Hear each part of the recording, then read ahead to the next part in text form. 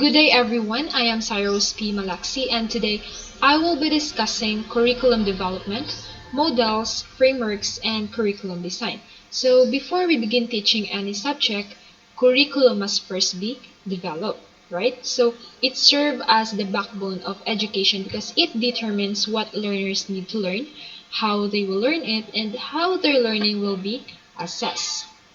So this lecture is designed to help us understand how curriculum is planned, organized, implemented, and evaluated in education. But before we proceed, here are the learning objectives of our lesson today. So at the end of this lecture, um, to you will be able to gain knowledge about curriculum development. So here are the learning objectives of our lesson this today.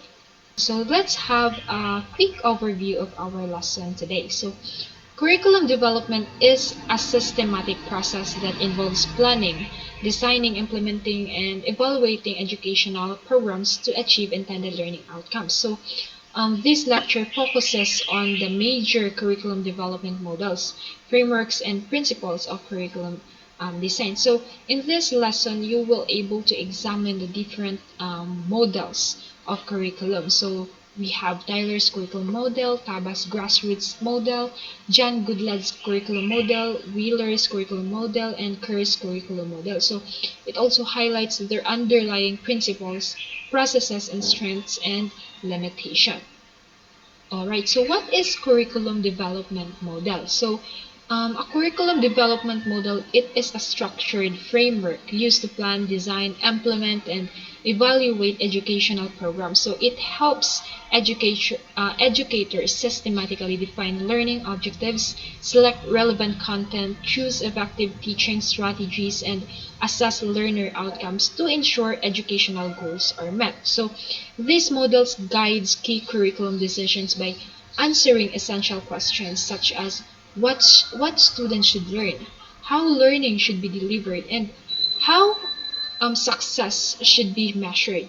So by following a clear sequence or cycle, curriculum development models bring consistency, clarity, and quality to instructional planning. So curriculum development models are used across K-12 education, higher education, corporate training, and digital learning environments. So some models focus on outcome-based planning and assessment, while others emphasize teacher involvement, learner needs, or continuous improvement. So selecting the right model depends on factors like learner's profile, subject complexity, and institutional objectives. So understanding curriculum development models enables educators and instructional designers to create effective learner-centered and adaptable curricula. So there are five types of curriculum design models. So we have Tyler's curriculum model, Tabas grassroots model,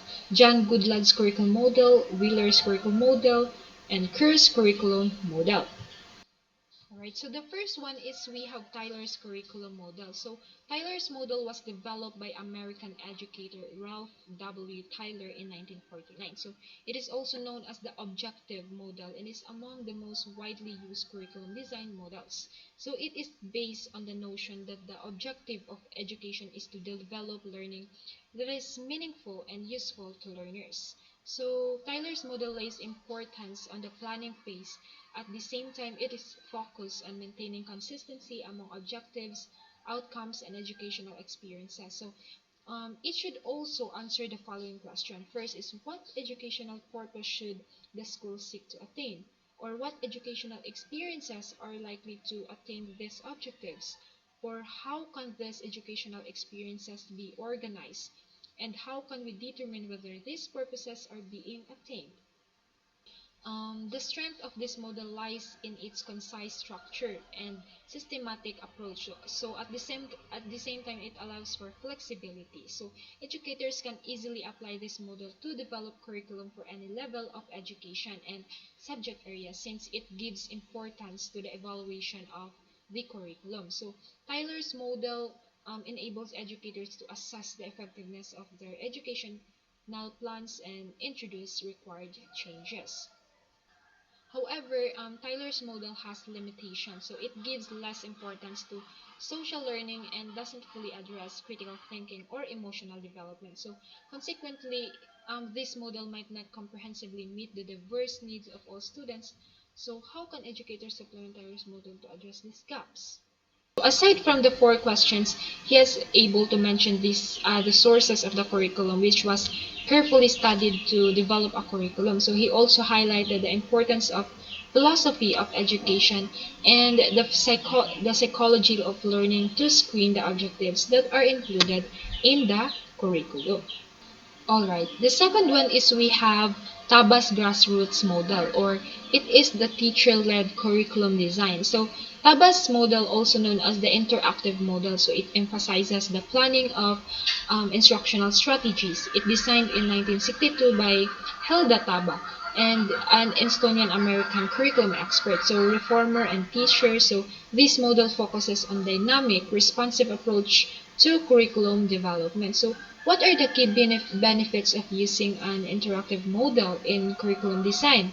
So it follows a grassroots or down-top approach, and it promotes a major role for teachers. So the model consists of 7 stages of the learning and teaching system, which are mutually interactive.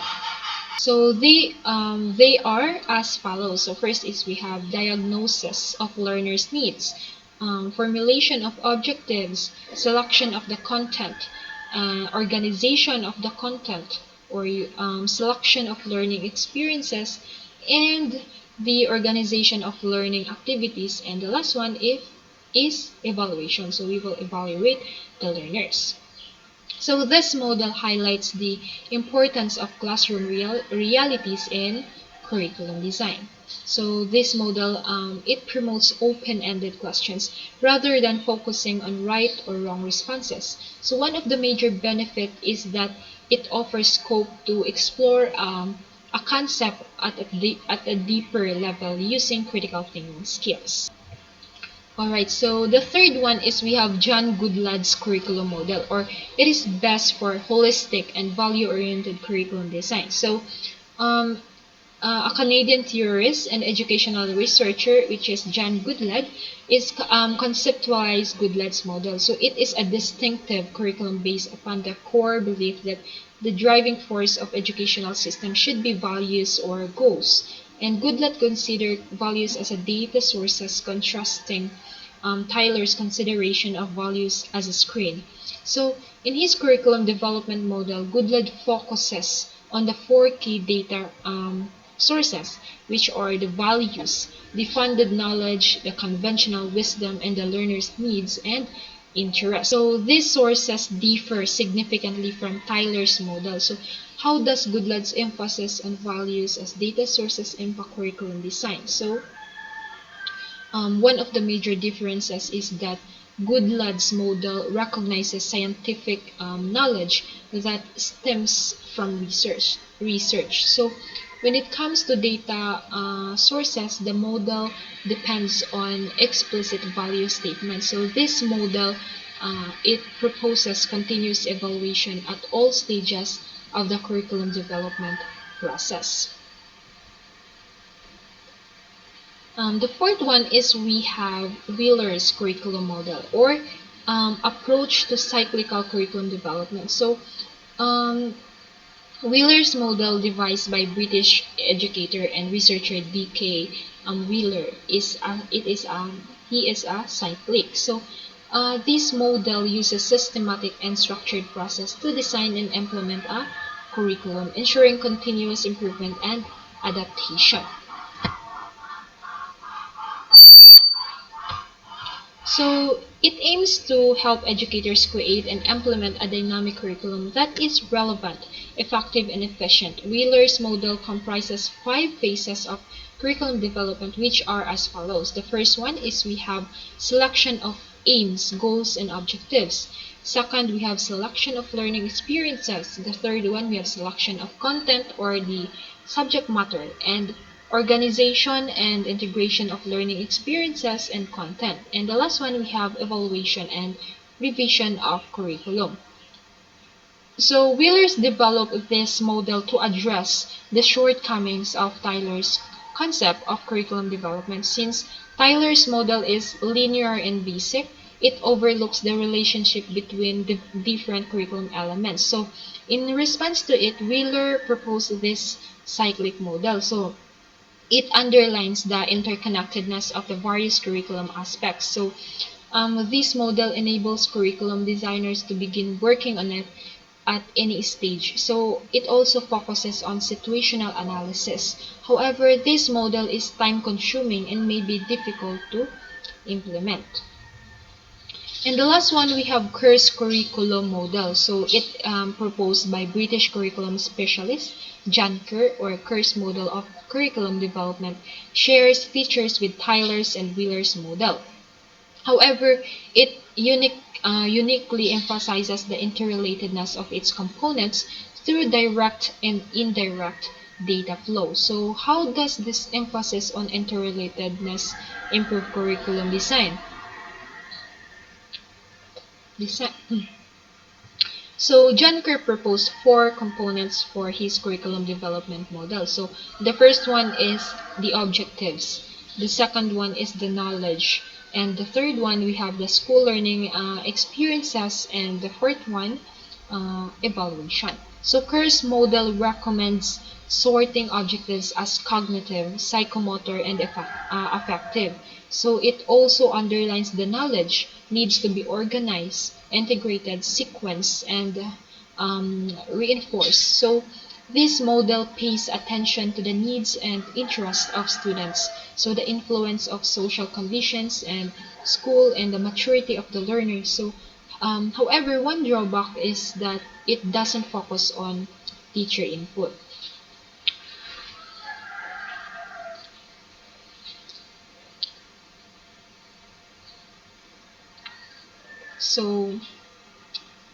So here are the side-by-side comparison of the 5 curriculum development models. So first is we have the core focus. So on Tyler's, it focuses on learning objectives and outcomes. On Tabas, it is a teacher-led curriculum design.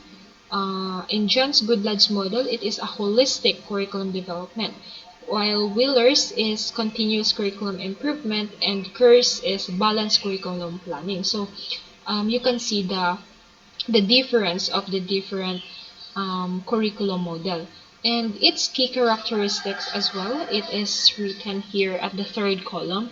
And Tyler is a linear, objective-driven, assessment-focused, while Tabas is inductive approach, bottom-up planning, or flexible, while John is it emphasizes values, the social goals, and the learner's needs, while Wheeler's it focuses on its characteristic is cyclical process or ongoing evaluation and revision, while Kerr's is interconnected objectives, content, learning, evaluation.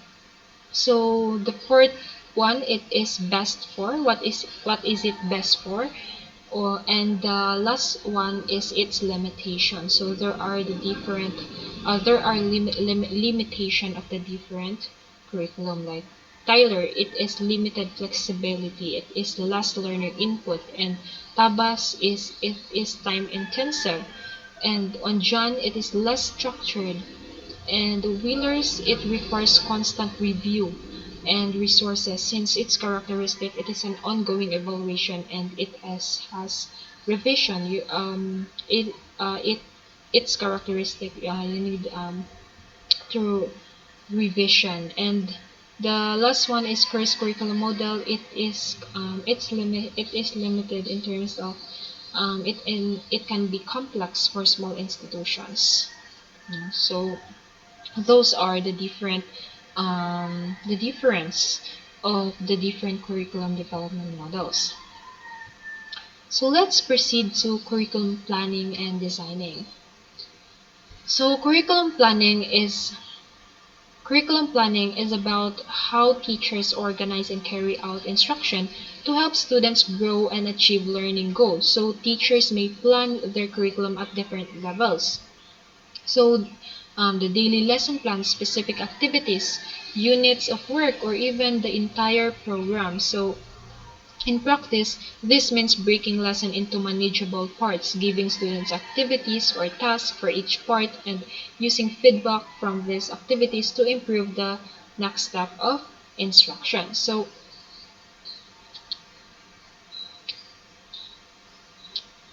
to support learning, teachers use a variety of strategies such as lectures, practice exercise, individual instruction, and group work. They also guide students in developing important learning skills like time management and problem solving. So after planning comes curriculum design. Curriculum design refers to the intentional and structured organization of learning experiences inside a classroom. So when designing a curriculum, teachers, especially in higher education, carefully considered what students should learn, how the lessons will be delivered, and how new topics will be connected to the students' prior knowledge. So what materials and readings will be used, and how learning will be assessed through both low stakes and high stakes evaluation. So together, curriculum planning and design ensure that teaching is systematic, meaningful, and focused on achieving clear learning outcomes.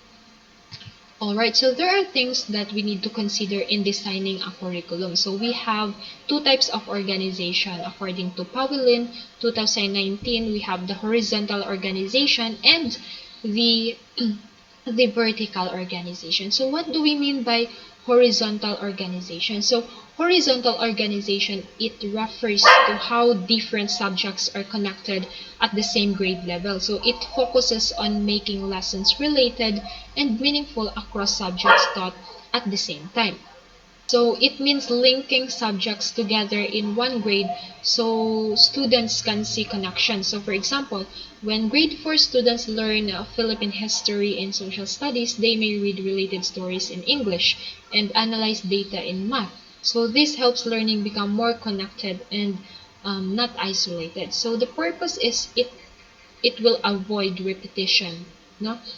Um, it will also it makes learning more um, it makes learning more meaningful, and it helps students see relationships among subjects. And the second one, we have vertical organization. So vertical organization focuses on how lessons are arranged from one grade level to the next. So it follows a spiral progression where topics are revisited but become more complex as students move up. So it means teaching lessons step by step from kinder to grade 12, starting from simple ideas and moving to harder ones. So for example, students first learn basic science concept in grade 1, then the same concepts are expanded and deepened in higher grades. For example, students first learn basic science concept in grade 1, so then the same concepts are expanded and deepened in higher grades. So the purpose of this is to build mastery over time. So it ensures skills and knowledge develop gradually. So it also helps students use what they learned before. So in short, the horizontal the horizontal organization, it is the connection of subject within the same grade, and while the vertical organization, it is the progression of learning across grade levels. Alright, so let's proceed to the sequencing of curriculum content. So sequencing curriculum content refers to the orderly arrangement of lessons or topics so that the learning becomes meaningful and effective for students. According to Print, 1993, sequencing is the order in which content is presented to learners. So this order is not random. It is based on the nature of the subject and guided by specific curriculum design principles. So common principle used in sequencing include, so these are the sequence. So we have the first one is we have simple complex. So this means that lessons were progress from basic ideas to more difficult ones. So simple to complex. The second one is we have the prerequisite learning, or which ensures that students first master essential language before moving to the advanced concept. So it's like a spiral learning. So next is we have chronology or chronological order, where content follows the sequence of events. So as seen in history, for example. So there is a sequence of events. And the fourth one, we have whole to part learning, so which begins with a big picture before focusing on details. So it is like understanding a big ideas before we we understand the specific concept and skills. And the last one, we have an increasing abstraction, which means learning moves from concrete experiences to more abstract concepts. So these principles help teachers organize content in a way that supports understanding and long-term learning.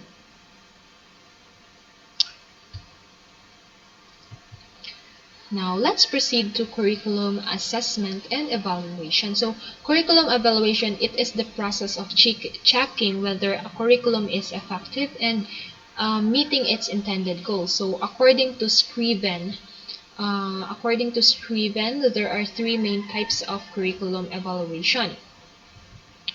So the first one is we have formative evaluation. So this happens while the curriculum is still being developed and implemented. So its purpose is to improve the program by identifying weaknesses early, so teachers and curriculum developers can make necessary adjustments. The second one is we have the summative evaluation. So this is done after the curriculum has been fully implemented. So it looks at the overall results and determines whether the curriculum achieved its stated objectives. And the third one, we have the diagnostic evaluation. So this focuses on identifying students' learning difficulties. So it helps determine why students are struggling and ensures they are placed in the right level or given appropriate support. So those are the three main types of curriculum evaluation. We have the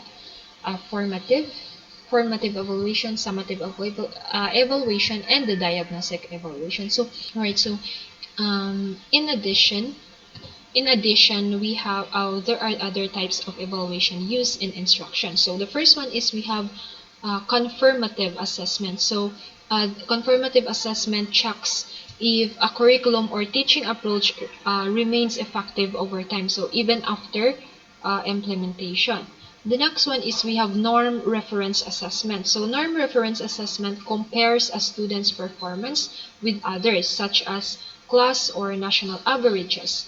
And lastly is we have criterion reference assessment, or it measures students' performance against specific learning standards. So focusing on what students are expected to know and do rather than comparing them to others. So these types of evaluation help ensures that teaching and learning are effective, fair, and continuously improving.